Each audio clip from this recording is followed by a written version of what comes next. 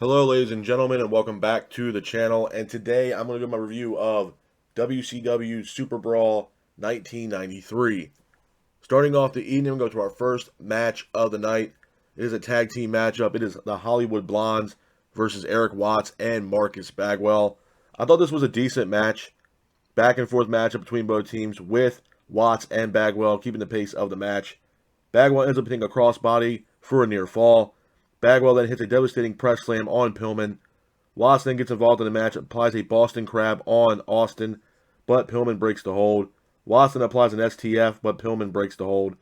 Bagwell then hits a power slam on Pillman. And then Bagwell then hits a fisherman suplex on Pillman, but Austin then hits a diving forearm on Bagwell to break the hold.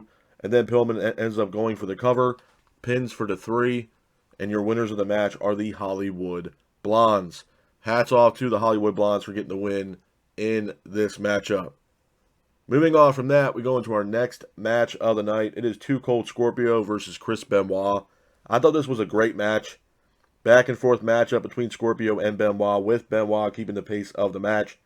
Scorpio was working on the arm of Benoit. Scorpio then hits a super kick on Benoit in the middle of the ring. Benoit then hits a powerbomb into a roll-up on Too Cold Scorpio for a near fall. Scorpio then gets up, hits an enziguri on Benoit in the middle of the ring. And then Scorpio ultimately hits a roll-up on Chris Benoit, pins him for the 3. And your winner of the match is Too Cold Scorpio. Hats off to Too Cold Scorpio for getting the win in that matchup. Moving on from that, we go into our next match of the night. It is Bill Irwin versus the British Bulldog. I thought this was a good match. Back and forth matchup between Irwin and British Bulldog, with the British Bulldog keeping the pace of the match. But the Bulldog ultimately hits his signature power slam on Bill Irwin, pins him for the 3, and your winner of the match is the British Bulldog. Hats off to the British Bulldog for getting the win in this matchup. Moving on from that, we go into our next match of the night. It's a Falls Count Anywhere match. It is Paul Orndorff versus Cactus Jack. I thought this was a good matchup. Back and forth matchup between Orndorff and Cactus Jack, with Orndorff keeping the pace of the match. Cactus Jack ends up hitting an elbow drop on Orndorff. Cactus Jack then ends up hitting a botched sunset flip off the top rope onto Orndorff on the outside. It looked absolutely brutal.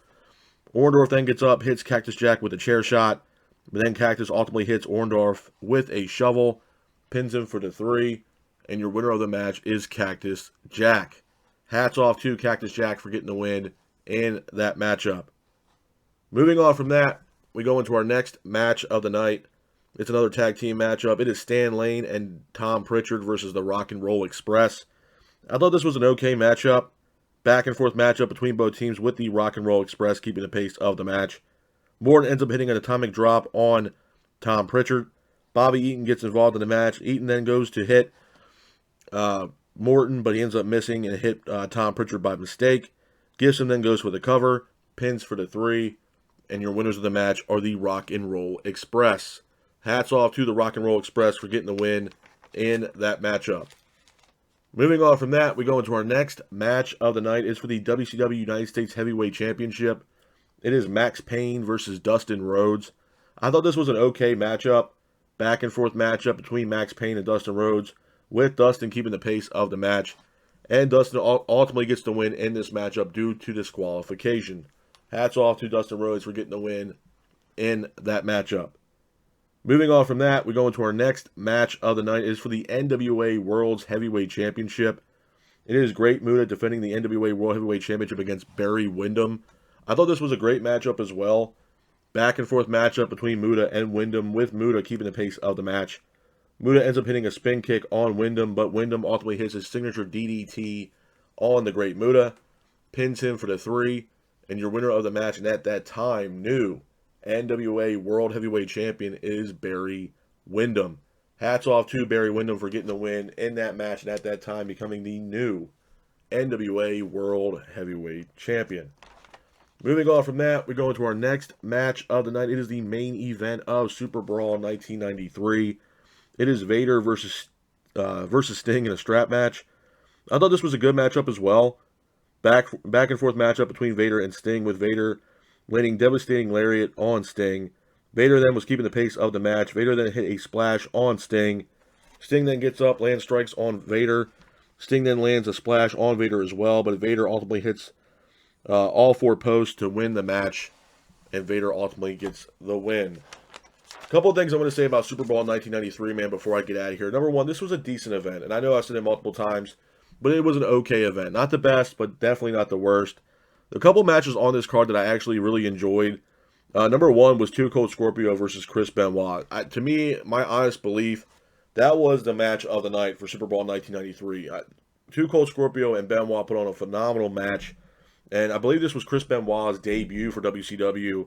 And, I mean, he had a great WCW career, in my honest opinion, as well as his career in WWE. But I believe he came over at this time from New Japan, when he was known as Pegasus Kid, over in New Japan Pro Wrestling. And he came over to WCW and had this great match with Too Cold Scorpio. I mean, like I said, man, you could probably put Chris Benoit as a cruiserweight back in the day if you wanted to. Or at least a light heavyweight.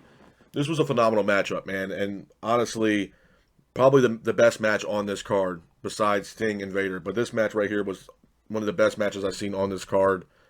Paul Orndorff versus Cactus Jack in the Falls Count Anywhere match was also a solid matchup, with Cactus Jack ultimately getting the win. And Bill Irwin versus British Bulldog was also a decent match. The way they were talking about it on commentary with Tony Schiavone and Jesse the Body Ventura, that this was British Bulldog's first ever match for WCW, especially being a pay-per-view. So it was great seeing British Bulldog have a match on this card against Bill Irwin.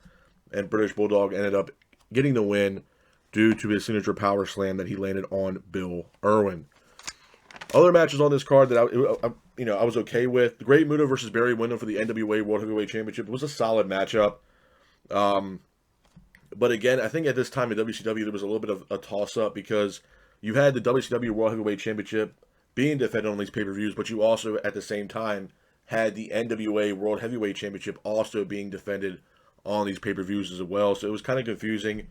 The Max Payne versus Dustin Rhodes match for the WCW United States World Heavyweight Championship, I thought it was bad, in my honest opinion, man. Max Payne was pure gimmick. I don't think the guy can really wrestle. And obviously his career didn't last long in professional wrestling. And I felt like Dustin Rhodes was doing whatever he could to carry this matchup, but I thought that matchup was awful. And then obviously the main event, Vader versus Sting in the strap match. It was a solid match. Like I said, one of the best rivalries WCW had ever had to offer with Vader versus Sting. It was a great rivalry. And, 9 times out of 10, Sting usually got the win over Vader. But unfortunately, Vader got the win in this matchup against Sting.